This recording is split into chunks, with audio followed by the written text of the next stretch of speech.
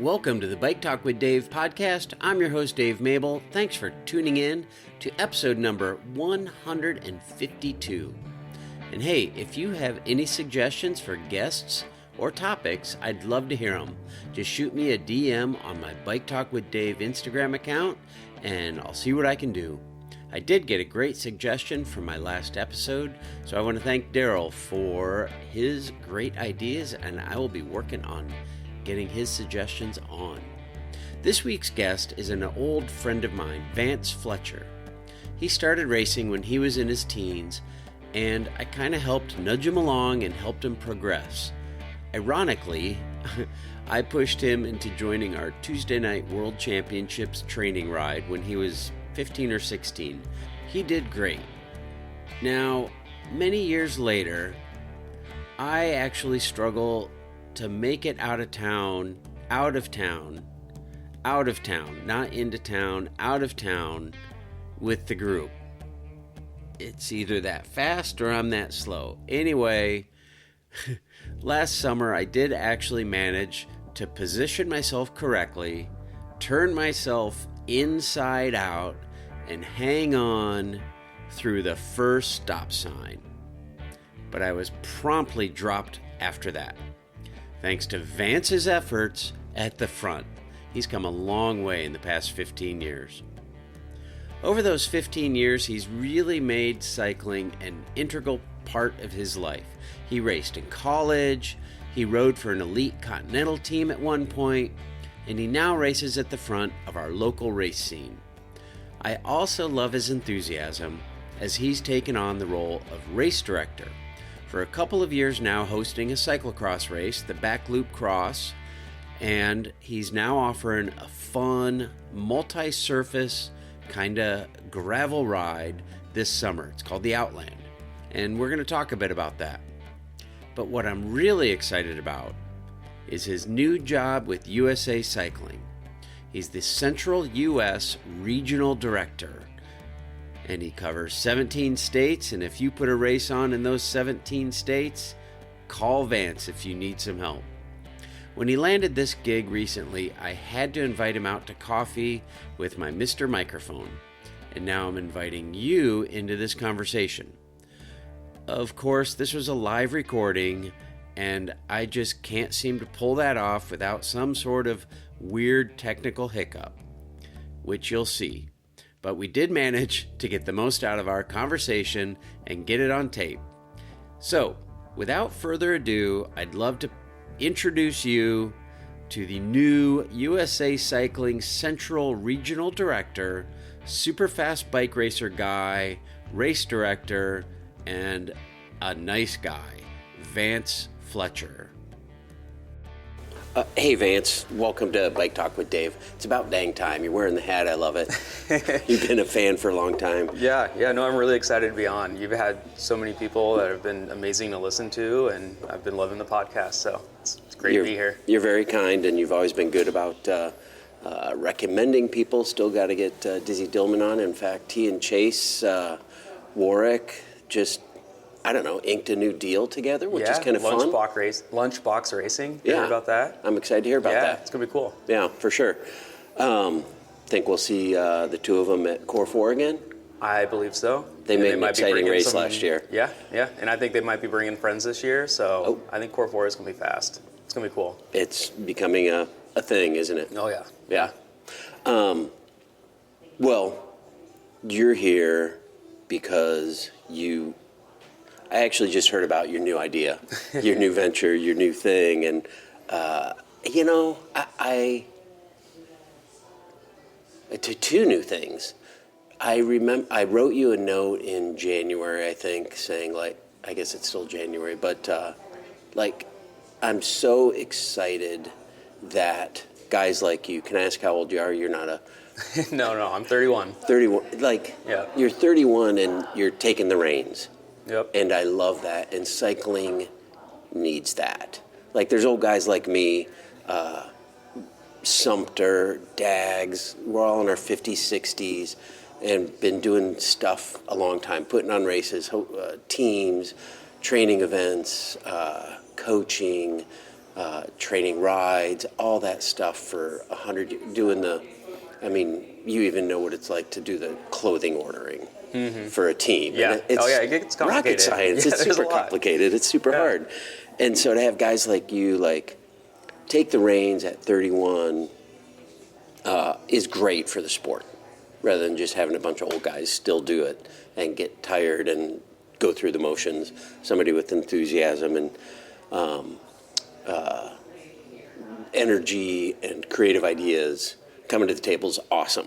So, great moment to sit down and have a chat about all the new stuff you got going on, and some of the old stuff too, because you've been doing stuff for a little bit, which is super cool. Vance, we've known each other a long time. You're 31. We've probably known each other 15, 16 years. Yeah, longer than I've known my wife. Sorry, Courtney. Yeah, I know. Yeah, no, right when I started racing as a junior, about 16 years. Yeah, that's awesome. Yeah. And you were good from the beginning. Why did you get interested in racing? You're from a small town in southeast Iowa, which we're going to talk about in a little bit. Yeah. Why? Small towns in Iowa, you wrestle and you play football. I was the only guy in town that was wearing Lycra, For sure. I couldn't do any group rides. There's nobody else to go hang out with. It was driving to Des Moines an hour to go find people that liked riding bikes. What sparked your interest? But it was my parents, which most junior cyclists, it seems like their parents bring them into the sport because, like you said, cycling is kind of this sport where there's an older generation from the Lance Armstrong era or even before that.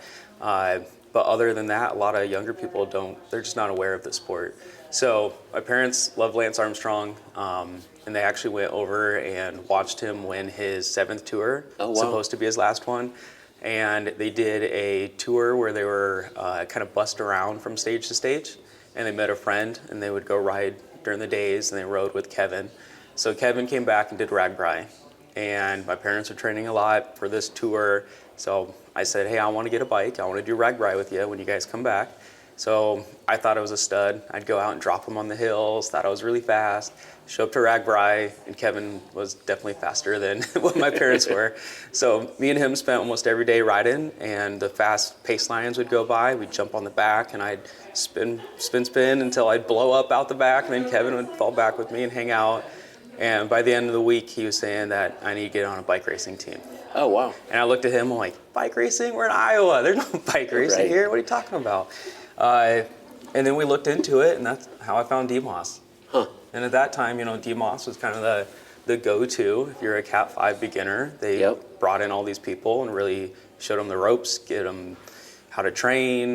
We did all these group rides. We'd go out and practice echelons. We'd do those crit practices. And there was a broad range of skills from beginners to people that have been doing it for a long time. Dave Hammer, Dave Mertz, these guys that are, Ertl, sorry. Dave Ertl, yeah. Dave Jeff Ertl, Mertz. Yeah, Jeff Mertz was, riding with me. So I learned a lot from him, and then it just kind of went from there. Yeah, I remember getting you onto the Tuesday night ride, World Championships, when you were, 16, 17 maybe? Yeah, I'd probably been doing it for a year or two at that point. So I think it was, 17. Yeah. That was the first time I started doing it. That was an eye-opener. For sure. That was a different level than, Yeah, it was a big step up. It was a good year or two of getting blown out the back every single ride. You kind of find the same people you get dropped with at the same time, and you'd struggle back in together. And then it was fun, though, because each year I'd see that progress where I'd make it a little bit longer, then I'm finishing with them, then I'm in the breakaway, so. You are. Can I tell a story? Yeah. My goal on Tuesday night, and I'm old now and whatever, has been to make it to Casey's on the way out of Ankeny. Okay, yep. And I remember I made it, I don't know if this was last summer or the summer before, but I made it past Casey's. I made it to the first stop sign north of Ankeny, and I was stoked about that. My eyeballs were bleeding, and my heart rate was probably twice my... Just maxed out. Maxed out, yeah. And you go maybe a quarter to a half a mile flat after that stop sign, and then it just rises. It's just a little little rise, kicker, yeah. just a little kicker, and I'm always happy to make it over that. And holy moly, like the pace just picked up to Mach 7 coming up to that kicker, and I got dropped off the back of that kicker faster than you can drop a brick off a bridge. And I remember talking to you a week or two later. I was like, dude, man, I made it to the stop sign. I was so excited, and then it just exploded. And you're like, yeah, that was me. I decided to put a little fire in the thing. And I was like, that was you? Come on, man. Yeah, I'm sorry. So you've evolved from, hanging on for dear life and making your way back and going a little further to, we've kind of switched places. Because I used to be sitting in the front and you used to be me up. Right, that's right. So full circle. Kind of funny. But then you raced in college. Tell me about that. Yeah, so I guess from DMOS, I made my way onto IS Court. And then that's kind of where I got more serious. So then from there, I was looking at collegiate racing, which is kind of this weird thing in the cycling world that a lot of people don't even know exist. But there's about a dozen schools that have varsity programs. And I ended up at Marion University in Indianapolis. Went there as kind of a roadie with a little bit of cyclocross and left having raced on the velodrome, I picked up mountain biking while I was there. I really fell in love with cyclocross, and then kept riding road too. So I mean, it was a little bit everything. Yeah, that's one of the beauties of collegiate is they throw you in everything. Yeah. Like I remember Brody going off to college, and Brody Burnham, and like the first thing they did was throw him on the track. Yeah, you And get like, there. "What? You What get is there that?" at the beginning, and track nats is like in a month. And Right. they're like, "All right, we're going straight to the velodrome. You're going to Yep. ride as hard as you can, and then you're going to go do nats." And if you're somebody that's never been on it, it's a lot of learning. Learn to not coast. Yeah, figuring out those gear ratios and kind of how to judge those efforts. And Brody's such a good sprinter. I mean, it's right up his alley. Yeah.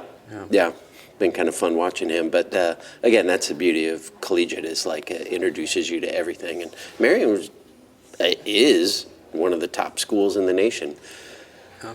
And it's considered a varsity sport, Yep.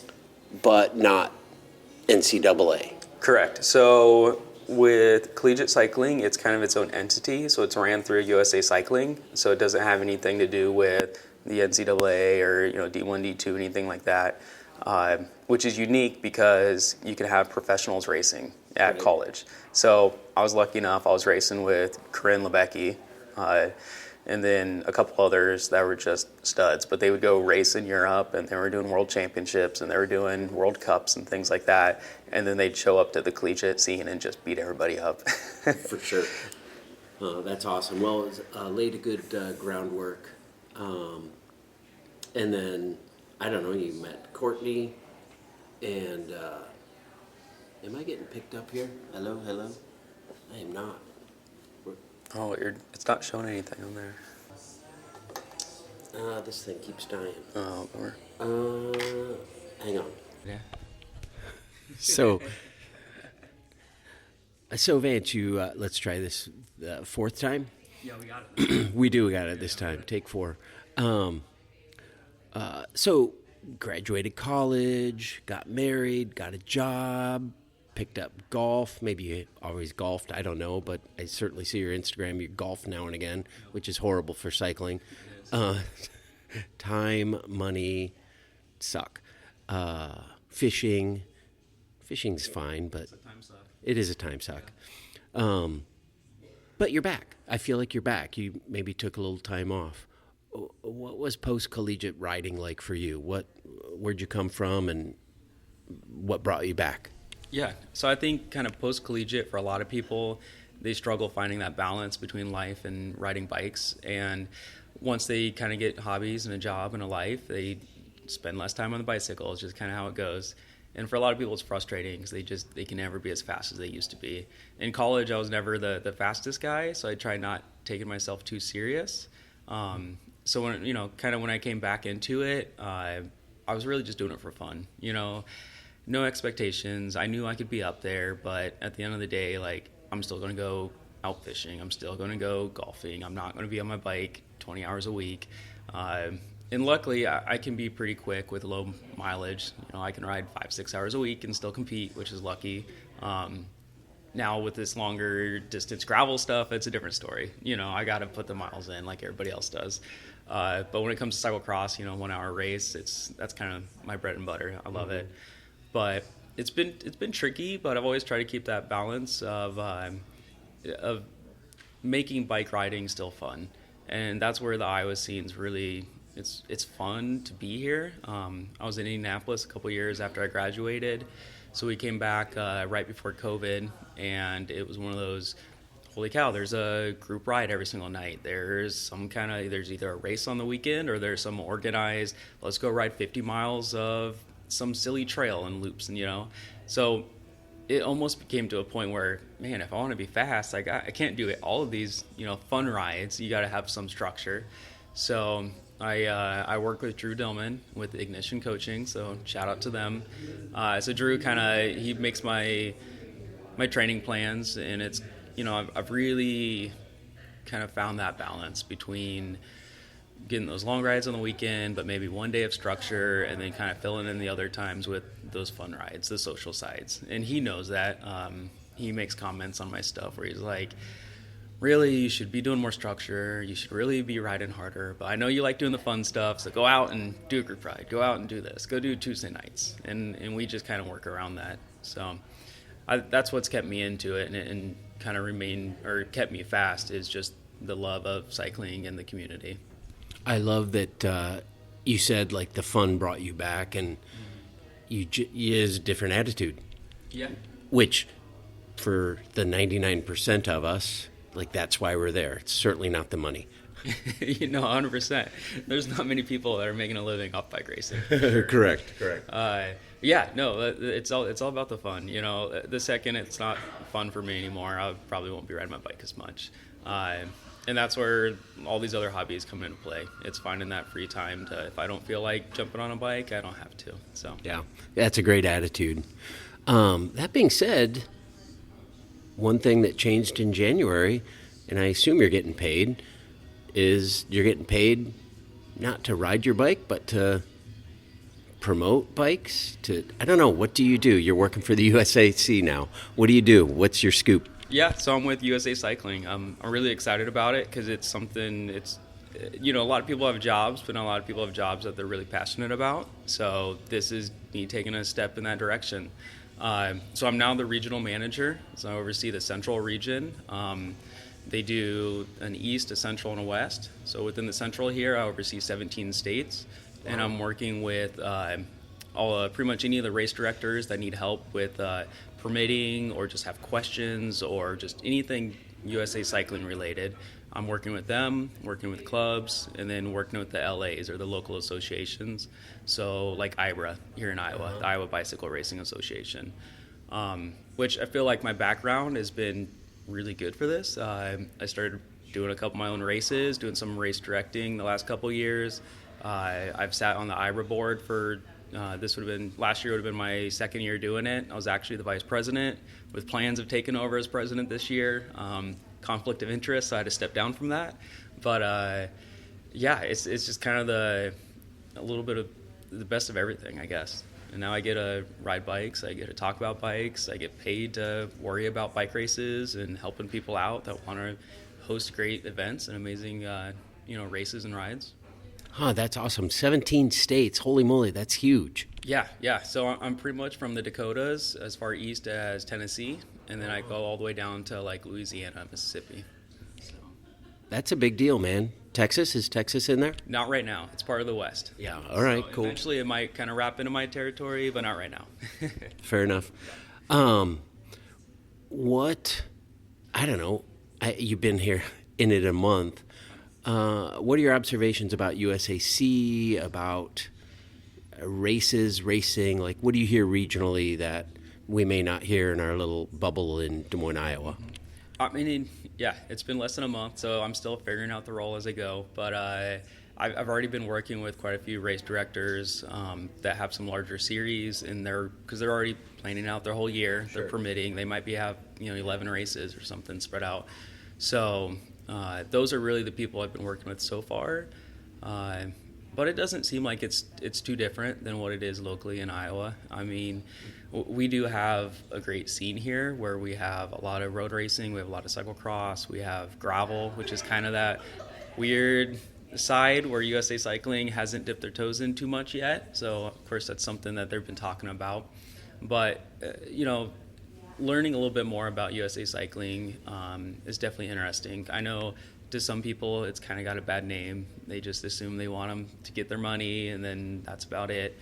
Buy your license, all that fun stuff. But they really do care a lot, and they're doing everything they can. And of course, no company's perfect, so it's always evolving and changing to better suit the racers and the riders, and even just the race directors. But I don't know. I guess I don't know. I'm still figuring it out. Right. You have to have gone into this with opinions about building the sport, continuing to build the sport, and helping it evolve. And I know, I don't know, gravel's the thing, right? Gravel's the hot new topic. Yeah. But I mean, road racing is interesting, fun. Cyclocross is awesome. But it feels like those have declined over the past few years as far as participation, as far as number of races. What's your feeling on both of those things and where they fit with the evolution of the sport in the U.S.? I mean, if I have to qualify this, like if you look at the road, like we've got some freaking great cyclists riding overseas. But what about the development line for kids? Kids like you need clubs like Demos was to help them learn and grow and get faster and better. Like, where do you see where we are now and where we're headed as far as cycling goes, specifically road and cross? Yeah. How's that for your first month? But I know you've been in it a long time. No, I have.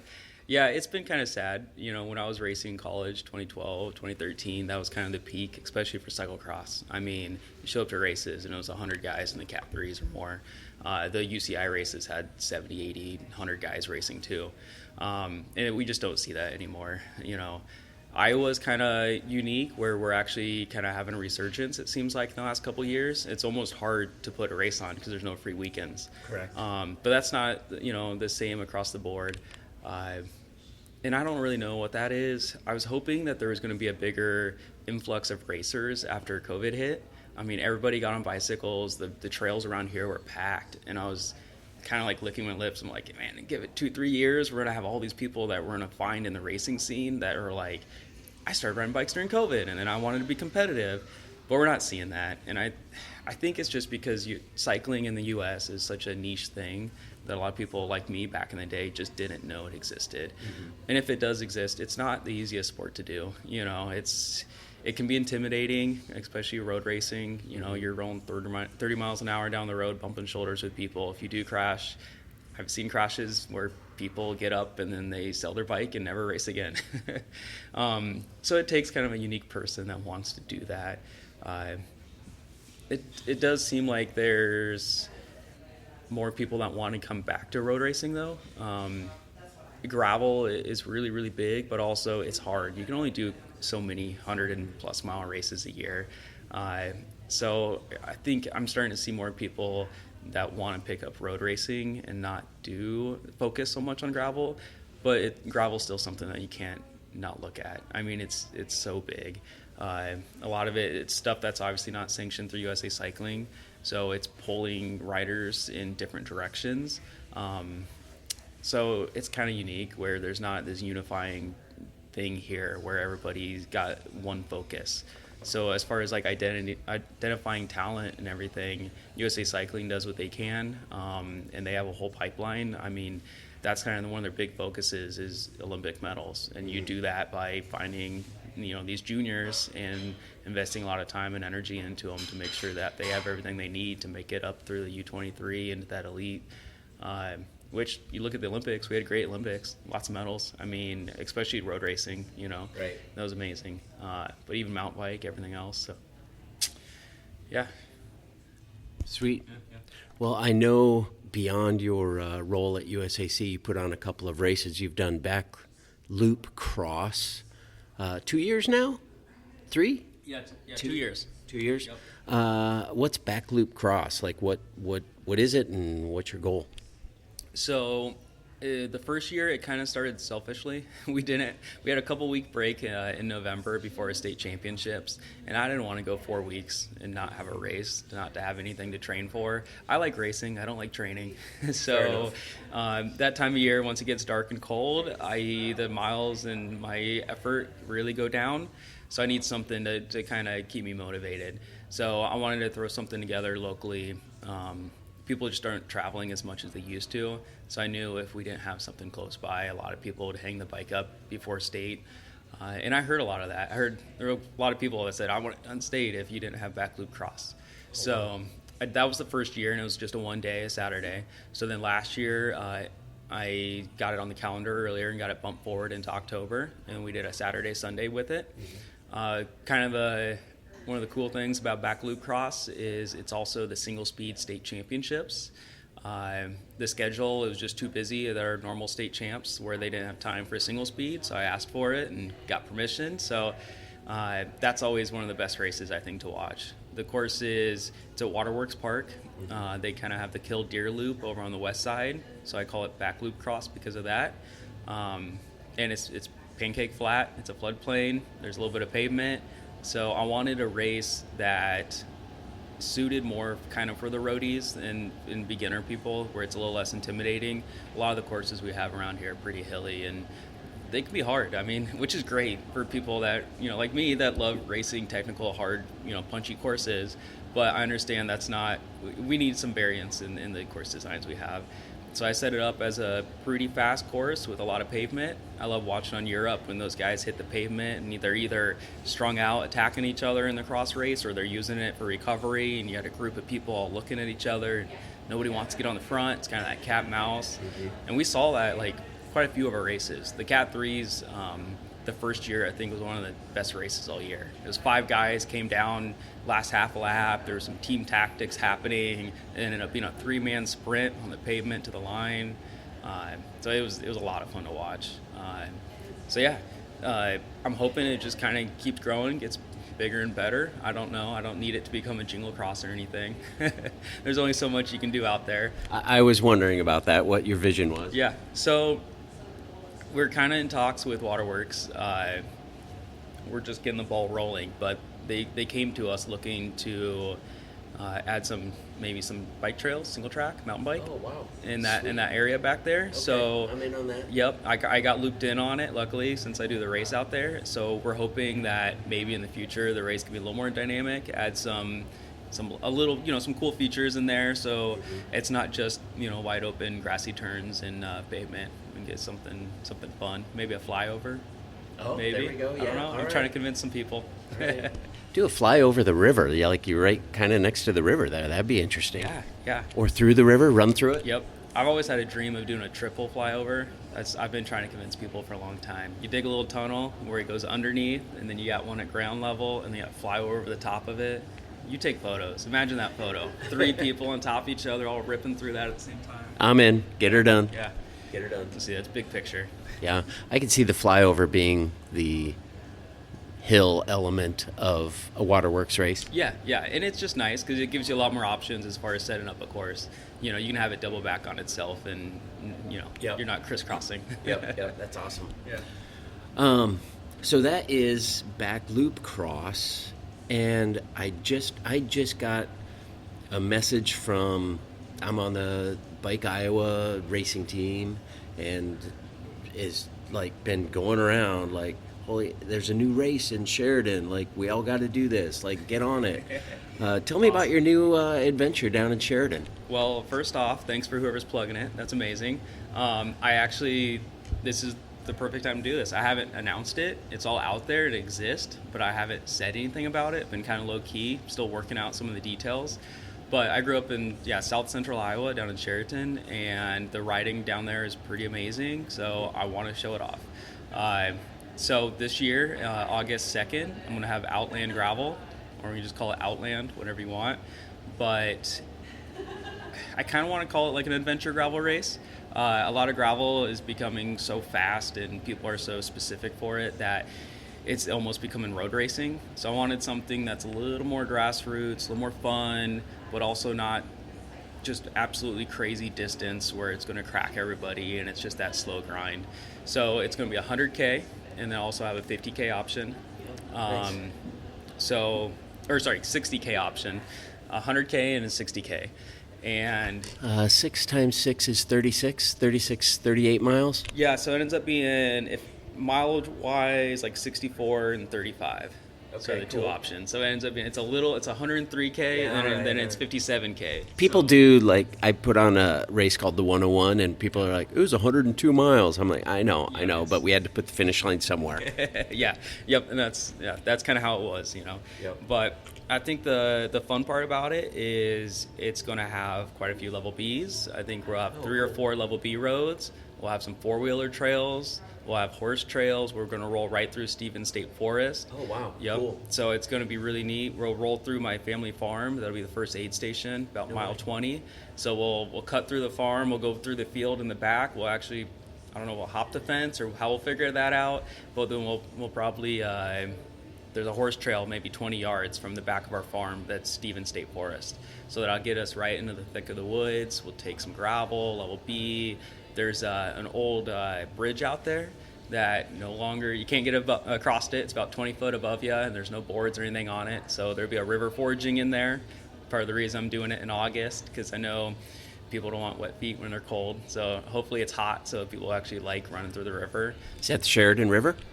No, I don't know what river it is. Fair enough. It's a lot smaller than the Sheraton. It's not. It's pretty. I went through it like in April a couple years ago, and it was one of those. Took my shoes and socks off, threw them to the other side, and pulled the shorts up and hiked through it, and it was fine. So Dig it. by the summertime, it'll be really good. Water is probably going to be lower. And then the last 15 miles, instead of finishing with just the most brutal climbs like most races do, it's going to be rail trail. So sweet. the oldest rail to trail in Iowa. So about 15 miles of that, and it's mostly downhill heading back into town. I love you. Yeah, so it'll be nice. Which I think the dynamics of the race could be fun too. If somebody gets away early, where it's a lot hillier and more technical, that fast, like, you could haul. I mean, it's kind of double track at the beginning. It's the first like 6 or 7 miles. It's not maintained really well, so it's just kind of mowed grass. So still adventure-y. The canopy's all grown in. It's going to be like you're in a jungle. And then the last 7 miles or so is a cinder, so crushed cinder, and it's ripping if it's dry. Even when it's wet, it's pretty fast. So what tires would you foresee being the winning tires? Man, mountain bike tires, they're the new gravel tires, you know? Yeah. I just put 2.1s on my gravel bike. Seriously? They barely fit, and they are a lot of fun. Fun, yes, but are they ripping on 7 miles of cinder flat to downhill? I rode yesterday and averaged like 19 on those tires, and it was mostly pavement. And what pressure? Like, I think it was 19. Wow, on 2.1s? Yeah. See, tires are so interesting, aren't they? Yeah, they are. We're gonna start going into the weeds with bike talk or tire talk and rolling resistance, tire pressure, width, all that nonsense. For sure. I grew up in the era when the first bald tires were came to the market, 18 millimeters wide, 120 psi, just brutal, just beat you up. But they were so quote unquote fast. Yeah, I was pretty old school until the last couple of years. I was anti gravel bike. I was anti big tires. You know, like, we just rode our cross bikes with 32s that hopefully were bald because you rode enough on them, so they rolled quick. Right, you know. right, yep. But finally, this is the first year I got a gravel bike, and I want a specific bike set up just for gravel. I'm not going to be riding my cross bike with bigger tires. So I went from a max of 38C is what I've always had. So now I can claimed as 47 clearance, but I got 51s on it, so they're tight. Can I ask what you got? The Thunderbirds. No, bike. Yes, I got a Diverge. Oh, wow. Yeah, so kind of something a little different, but I got a delete kit. So the shock that goes in the handlebar, you can take it out, and it's got like an insert that goes in. It saves like half a pound, and it drops the front end, so it's actually more aggressive than the Crux is. So you kind of get all the benefits of a fast-feeling, aggressive bike, but then you still have like the internal frame storage, and there's more mounts and things like that. So Mounts for your bike packing? yeah, for RAGBRAI. Perfect. Yep. Perfect. I love it. So you kind of, and maybe I'm reading too much into this, but as I dove into your Outland, Outland gravel, Outland adventure, Outland ride race, like you seem to have formed a whole entity around promoting Backloop and Outland. Like, what's the scoop with that? Why'd you do that? And I'm asking this not just for curiosity's sake, but like I feel like it's a good model for others to follow. I know I put on not 100 races over the course of my lifetime, and it is just Dave. Yeah. You know what I mean? Yeah. Like I order the numbers and I go through the permitting process, and I'd find someone to do all the corners, and I know you're doing all that, but it was just Dave, and I felt a little exposed. You know, I put on the 101, and some dude crashes in a corner. He's like, I was going way too fast in that gravel corner and freaking broke his scapula, and that's hard to break. And it's like Gary is like putting it on Dave. So like, what did you create? Why? And like, what's your hope with it? Yeah, so I feel like I'm getting far enough into it now with having 2 races, and Backloop Cross is getting a little bit bigger. So I just kind of wanted to separate that from, like you're saying, so it's not just Vance doing all of it. So I set up an LLC to run it through. It was just so that way I have somewhere to keep everything and to keep it more organized. And also just to protect myself.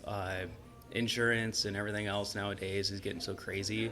So it's just taking those couple extra steps to make sure that I'm covered if something was ever to happen. Because at the end of the day, I want to make sure that the racers and the riders of anything that I'm putting on are protected and they're taken care of. But then I also have to make sure that's, the same way for myself as well.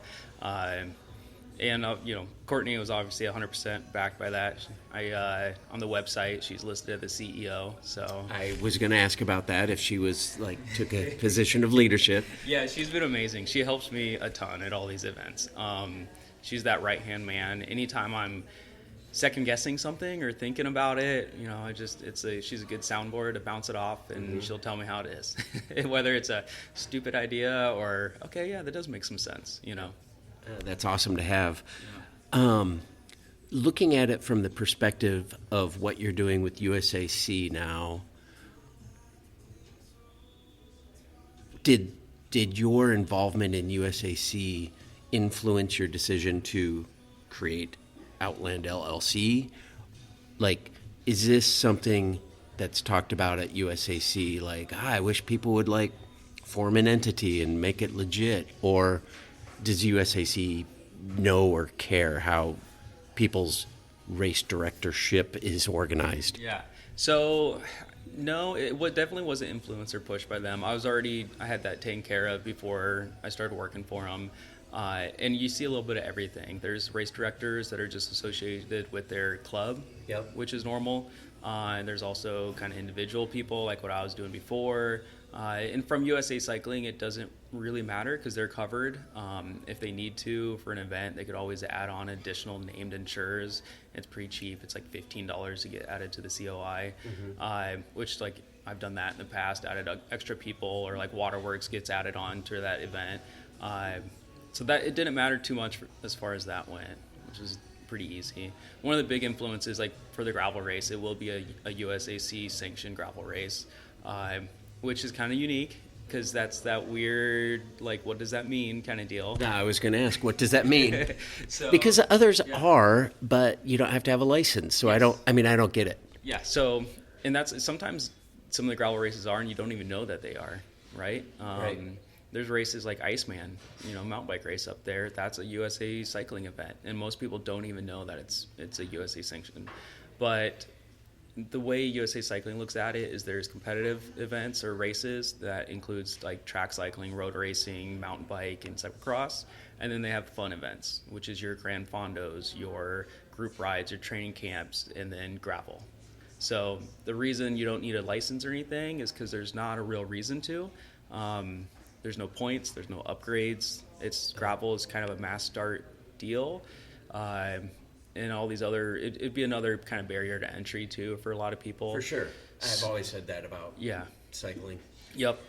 That license is absolutely a barrier to entry. No, it definitely is. And shout out, if you use the code INTRO MEMB, MEMB 25, so any first time license holders for USA Cycling, that'll drop your license to $50 for your first year. Oh. Awesome. So again, just hopefully it makes it a little bit easier for people to get into it. So yeah, $50 instead of that. Is it 125 now? I think something like that. Something, yeah. It's more than 35. Yeah, it's more than 35. That was history speaking. But so for my race, like you won't need a USA Cycling license or anything. Essentially, it just means that I am backed by USA Cycling. I'll have USA Cycling insurance, which is, as far as bike racing goes, it's probably the best bike-specific insurance out there. Yeah. So just to make sure that I'm protected and all the riders are protected as well. Very cool. I had a question in there. What minute is this? I have to remember. Minute 20. 25? Okay. 28.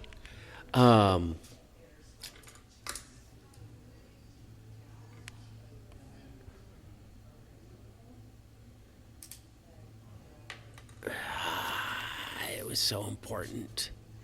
USA licensing. Gravel road.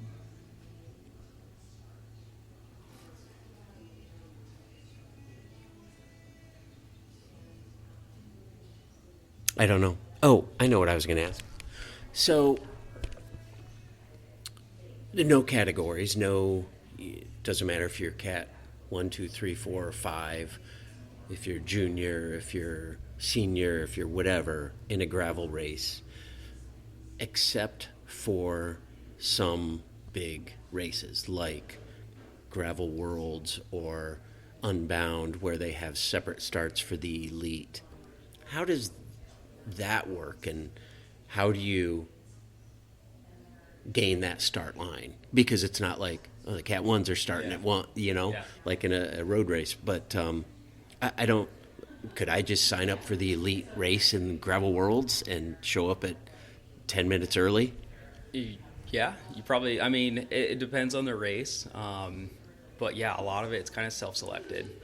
I mean, do you want to go ride with the 50, 60 other guys that might drop you I do not. away? I do not, no. So most of the time the people know, like, all right, I can keep up with them. I'll go ride with the fast guys. Or they know, like, that would be a miserable day. I'll go do the regular ride with everybody else. Yeah, a lot of it's self-selected. I don't know. I think some of them kind of have a process where maybe you have to prove, that you've had some results or that you're capable of riding at that level. But for the most part, like, I was looking at Mid-South. I almost signed up in the pro category and was like, nah, I don't want to do that. So, Mid-South, could you win the amateur category, and what's that do for you? No, I can't win it. And it could get you looked at for getting on a pro team. I mean, that's the way a lot of people are looking at it. There's some really, really fast guys in Iowa that go do, Unbound, and they go to Gravel Worlds, and they're looking for those results in the amateurs. So hopefully they can get picked up for a bigger pro contract. Because finishing 20th, 30th in the pros, and like somebody might notice you, but maybe not. Where if you go win the amateurs, hey, maybe there's some potential. We can help this guy get to that, top 5 in the pro race. Interesting. You say get picked up on a pro contract, pro this, pro.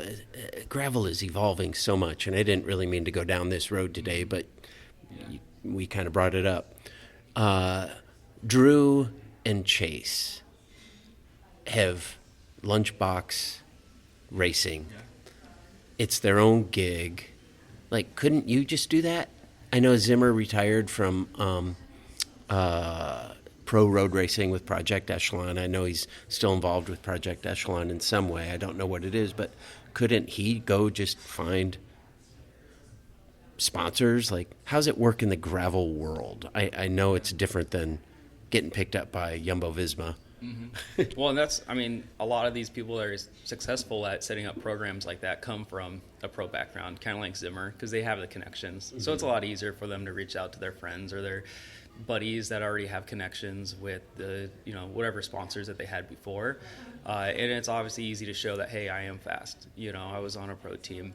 But it is unique, and you kind of see it within cyclocross too, where a lot of people are setting up their own programs. I mean, Caleb Schwartz. Exactly, that's what I was going to say. Caleb's the kind of guy where he'll get it done. He will hit people up. He is a hard worker, and he makes it happen. So it really depends on the people themselves, like how much effort do they want to put into it as a pro. Some people just don't want the headache of having to do the logistics, of having to go knock on doors to get sponsorships, of there's a lot going on if you do it yourself, where some of these programs where there's already a team set up, hey, if I'm good enough, I can get on the team, but there's only so many spots and it's pretty limited. So unless you are one of those, the fastest few, you do kind of got to set it up yourself. So we recently did Easttown Racing here in Des Moines, and that really was just kind of a group of guys that wanted to get together, kind of to honor Tad, Tad Costello. He had an auto body shop in town and unfortunately passed away way too soon. So we wanted a way to kind of keep his memory. So Rad Tad and Easttown Racing. So it's been a lot of fun. But we haven't really looked for sponsors or anything because it's that hard. Like, what value do you bring? Right. And just slapping somebody's name on my jersey and telling them to give me money is hard. It's a hard ask. So we're just kind of doing it ourselves, keeping it small, low key, making that next step up. It's a lot of work. Yeah. So the gravel scene is hard. I talked to Caleb, and I was like, dude, that's like managing, quote unquote, your team, your project is a full-time job, and bike racing is kind of the side gig. Yeah. Like, you've got your master's in business, MBA, your master's in business administration. My question, if you were 15 again and looking at the world of cycling, and you look at guys like Drew and Chase, you look at Sepp Kuss, you look at Christopher Blevins, Cole Patton, you look at some of the folks at the top of the sport, and you think, I mean, in your day, your parents went to the Tour de France and they watched Lance Armstrong, and you said, that's what I want to do. What does a 15-year-old kid, quote unquote, want to do today, and what would be a good avenue for somebody who's going to go up through the ranks and earn a living on a bike in this part of the world? Yeah. I think especially if you're younger, it'd be really hard to do it in the gravel scene. Just to go make it work for now. I think starting on the road would probably be your best bet. Really, still? I think so. I mean, if you're looking for larger teams with bigger, more funding and more potential to get you to those big races without having to spend that money yourself, I mean, unless you want to go ahead and just fund yourself, which is hard to do because cycling is not cheap, the travel and the race entries and stuff. I don't know. But gravel is starting to evolve that way. I mean, Lifetime this year has got a U23 division. They're just starting out with that. But also, like, juniors tend not to be as good at riding 200 miles. True. There's a lot to figure out with that between, did I ride too hard? Am I eating enough? You probably don't have 5-10 years of riding in your legs yet. So it's a little trickier, but there's those freaks that show up and just crush it, make you look pathetic. Right. But yeah, I think if I was 15, I personally would still go the road route. I probably would focus a little bit more on cyclocross. But I know if you're big, you'll get picked up early, but obviously I was never going to be fast enough to go pro. So again, I'm more doing it for the love of it. So I'd be focusing on what I like to do. What about cross? Curtis White just retired. In my world, he's kind of, Bruner and Funkston. I don't know. There's a handful of guys still racing cross on an international level. I don't know, but it's not what it was in 2013, 2014, 2015. Would you point somebody that direction?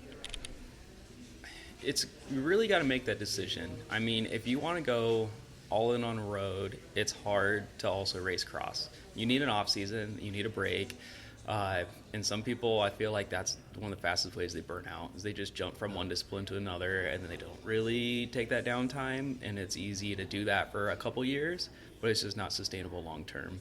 But I mean, if you love cyclocross, I'd say do it. Go all in, race cyclocross. I mean, there's programs like Midwest Evo. If you're a junior, I mean, those kids they're ripping. It's a great program. I saw it when I was in Indianapolis. They started, and it was maybe 10, 15 kids. Now they're up to, 70, 80, and they've had multiple, national champions. They've sent tons of kids over to Europe to race. So there's still that option. Like, stuff's out there. Yeah. Could somebody make a living in cross? No. No. Okay. I mean, it's like any discipline. Like, same thing as gravel. There's not a lot of guys making a living in gravel. Right. There's not a lot of guys in road making a living. Cycling's not a sport that gets paid for, especially for the time and effort you have to put into it. It just doesn't. There's not the revenue as there is for baseball or for football or things like that, which is tricky because you're doing it more for the passion. I would say in any of those disciplines, like, you can make it work. It's going to be hard. Yeah. So that kind of circles back to why you picked up racing again, for the fun. Yeah, 100%. Yeah, because a rag ride, right? It's right. For fun. 100%. Yeah. Okay, let's your Outland. Yep. Adventure race, August 2nd, and people can sign up yet. Yeah, it's already live on Bike Reg. Registration right now is only $30. Wow. And I think I have it set up where you can get refunded up to 2 weeks or something. So I'd say go ahead 2 weeks out before the race. Seriously? Yeah. So no risk? Yeah, exactly. Sign up now. I will be bumping the price up eventually. I don't know how much. I don't know when. So I figured if somebody wants to register this far out, they deserve to get a cheap entry. So $30. It's on Bike Reg. You can just look for Outland. It should just pop right up. Also, it's on Instagram. It's just Outland Gravel. Mm-hmm. So real simple. And then I also have a website out there. It's also outlandgravel.com. But there's no vowels in gravels. It's GRVL. Okay. It's a little more hip. So hip. Also, I found out after I already set up the Instagram account that Outland Gravel, the website was taken. Oh, no way. Yeah, no, everything else is open and free except the website with some gravel company in Florida. Well, when I started this little podcast, Bike Talk was already taken, so it became Bike Talk with Dave, so I get it. Yeah, you got to pivot sometimes. Yeah. Do you have a date for Back Loop? You are the regional director. Do you have a date for Back Loop? I do. Yeah, I do. It's on the IBRA calendar. Oh, okay. I don't remember what it was. I think it's like Fair enough. The second week of October or something. It's in October. We've got a couple of weeks to figure that out. Focus on summer. We got spring, summer. We got all kinds of, cross is coming. It's just, you got to give some time. Right. So people can go to, obviously, and I got to plug this, my team, bikeiowa.com, and your complete cycling calendar, including cyclocross, which will be in the fall, and backloop cross will be in there somewhere. Yep. Single speed state championships again? I believe so. Yep. I mean, unless something changes, it should be. You should talk to the regional USAC director about that. Yeah, you think you maybe leverage something? Maybe to call Courtney when you get home. Yeah. All right, dude. Thanks tons. Thanks for all you're doing. I hope you enjoy it, and I think you're a great role model for others who are passionate about the sport, want to see it continue, want to see it grow, and enjoy watching people succeed, which I think this is kind of all about, having fun and seeing people compete and be their best. Yeah, no, I appreciate all the kind words. That's amazing. But thank you for being the voice and getting it out there. And you've been a big pillar of the community for years. So everything that everything that you've done, it goes both ways. So I'm just, at this point, I'm ready to kind of step up and do more. Here's the reins, dude. Go. Thank you. Pillar of the community. You're so nice. Thank you, Vance. Thanks for coming on. I'm so excited that you are taking the reins and that so many more people like you are taking the reins and helping the sport of cycling get back on its feet and do some growing. Road racing is awesome. Crits are awesome. Cross is awesome. Mountain biking is awesome. And of course, gravel is awesome. And we all seem to know that gravel is awesome because we all love doing gravel. But I will support your efforts in helping rebuild on the road. Well, thanks again for tuning in today. And next up, we've got a couple of alumni of the show, Justin McQuarrie and Chris Melman. We're getting together to talk about all the fun we're going to have later this month at the Rattlesnake Gravel Grind in Sweetwater, Texas. But we're going to dig a little deeper than all the fun and talk about how we can all prepare to perform our best at a long gravel event. The training, the nutrition, and even the equipment. So be sure and tune in, and you can subscribe so you will never miss an episode. I'd also love it if you'd rate and review on your favorite podcast platform and help the show grow.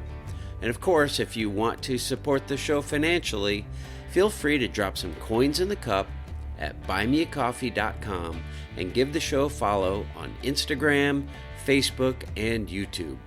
And of course, if you're trying to tune in on your computer, it's as easy as going to biketalk.bike, and every episode is there and easily streamable. Now, I hope you have a great week, keep riding, and remember that nothing compares to the simple pleasure of riding a bicycle.